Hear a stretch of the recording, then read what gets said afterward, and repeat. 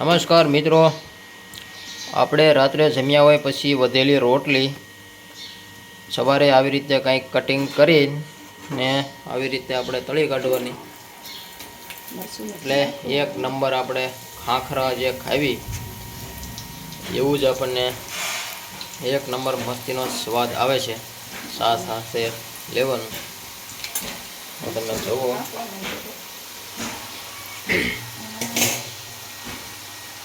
સાંજે આપણે જેટલી રોટલી વધી હોય એ ફેંકી નહીં દેવાની, એને આ રીતે ઉપયોગમાં લઈ લેવાની.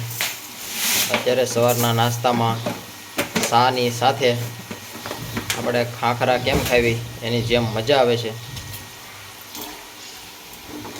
તો આ રીતે કટિંગ કરી તેલમાં તળી કાઢવાની.